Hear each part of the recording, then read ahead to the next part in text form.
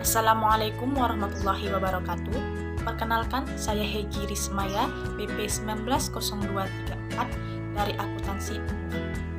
Pada kesempatan kali ini saya akan menyampaikan materi tentang sistem pendukung keputusan. Sistem pengambilan keputusan atau Decision Support System adalah bagian dari sistem informasi berbasis komputer yang dipakai untuk mendukung pengambilan keputusan dalam suatu organisasi atau perusahaan.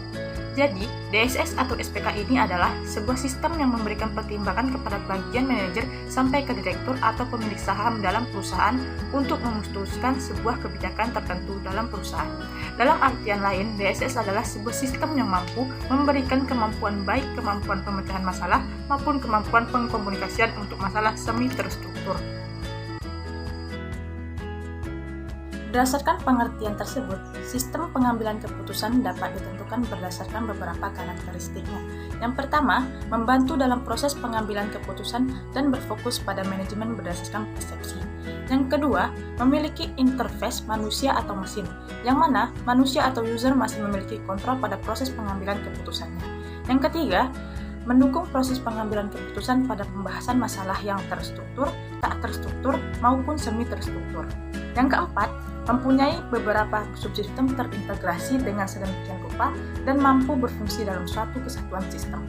Yang kelima, memerlukan struktur data yang komprehensif dan dapat memenuhi kebutuhan informasi bagi semua tingkatan manajemen perusahaan atau organisasi. Menurut George L. Terry, dasar-dasar pengambilan keputusan terdiri dari yang pertama, intuisi. Pengambilan keputusan yang berdasarkan intuisi atau perasaan bersifat subjektif, sehingga mudah terkena pengaruh. Dan yang kedua, pengalaman. Pengambilan keputusan berdasarkan pengalaman memiliki manfaat bagi pengetahuan praktis karena pengalaman seseorang dapat memperkirakan keadaan sesuatu dan dapat memperhitungkan untung rugi atau baik buruknya keputusan yang dihasilkan. Yang ketiga, fakta. Pengambilan keputusan berdasarkan fakta dapat memberikan keputusan yang sehat, solid, dan baik. Dengan fakta, maka tingkat kepercayaan terhadap pengambilan keputusan dapat lebih tinggi, sehingga orang dapat menerima keputusan yang dibuat itu dengan rela dan lapang dada. Yang keempat, ada wewenang. Biasanya dilakukan oleh pimpinan terhadap bawahannya atau orang yang lebih tinggi kedudukannya kepada orang yang lebih rendah kedudukannya. Dan yang terakhir, ada rasional. Keputusan yang dihasilkan lebih objektif, logis, lebih transparan, konsisten untuk memaksimumkan hasil atau nilai dalam batas kendala tertentu, sehingga dapat dikatakan mendekati kebenaran atau sesuai dengan apa yang diinginkan.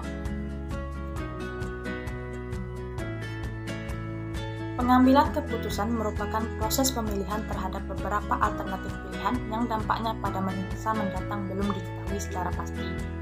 Pengambilan keputusan dapat dilakukan dengan memilih suatu alternatif pilihan yang dinilai memiliki banyak kelebihan dan sedikit kekurangan jika dibandingkan dengan alternatif pilihan yang lainnya, serta alternatif pilihan tersebut juga sesuai dengan kondisi terkait pada saat pengambilan keputusan dilakukan.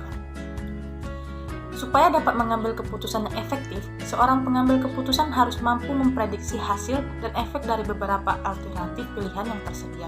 Dan seseorang pengambil keputusan juga harus mampu untuk menganalisis pilihan yang mana yang paling cocok diterapkan pada suatu situasi saat itu.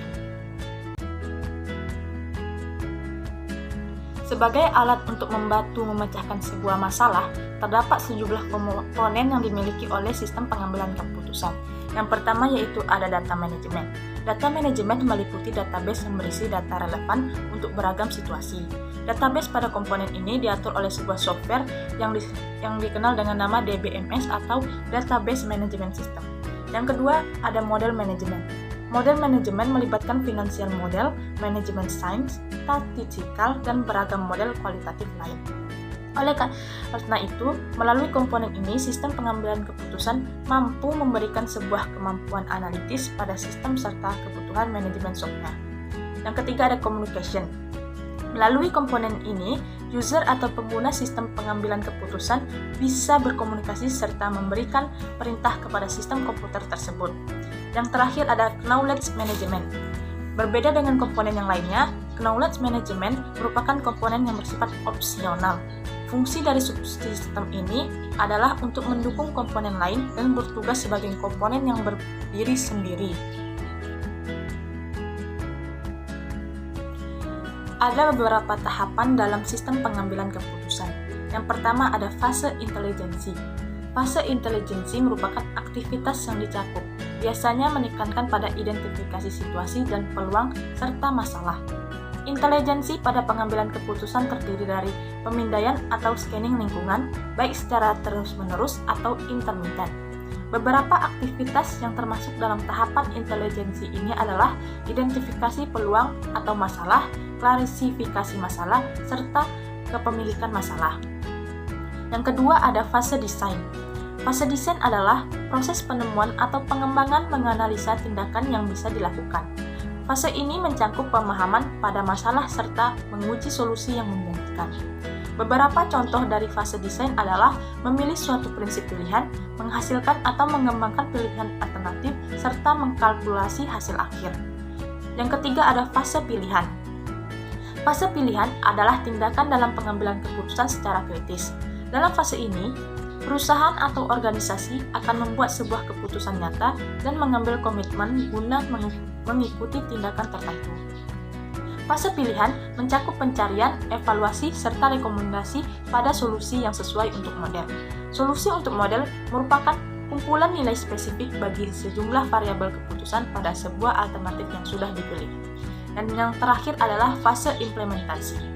Fase implementasi adalah inisiasi pada hal baru dan bisa juga diartikan sebagai pengenalan pada perubahan.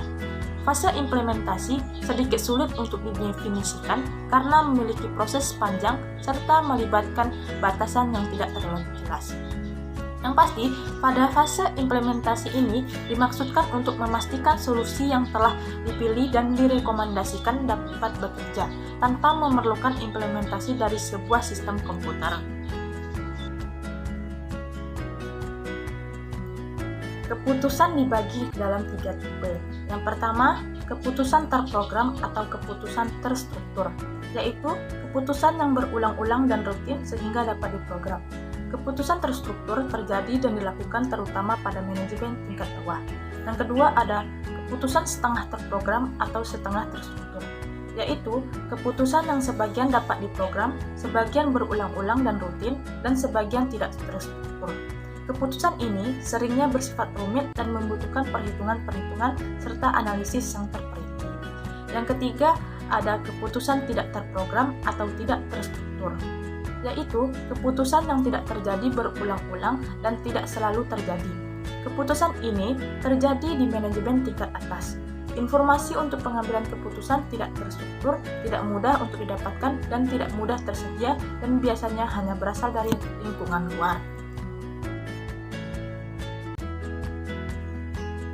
Manfaat sistem pendukung keputusan.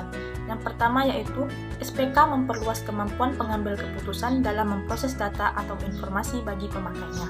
Yang kedua, SPK membantu pengambil keputusan untuk memecahkan masalah, terutama berbagai masalah yang sangat kompleks dan tidak terstruktur. Yang ketiga, SPK dapat menghasilkan solusi dengan lebih cepat serta hasilnya dapat diandalkan. Yang keempat, walaupun suatu SPK mungkin saja tidak mampu memecahkan masalah yang dihadapi oleh pengambil keputusan, namun SPK dapat menjadi stimulan bagi pengambil keputusan dalam memahami persoalannya karena mampu menyajikan berbagai alternatif pemecahannya. Baiklah, sekian materi dari saya. Semoga bermanfaat bagi kita semua. Apabila ada kesalahan, saya mohon maaf. Saya akhiri. Wassalamualaikum warahmatullahi wabarakatuh.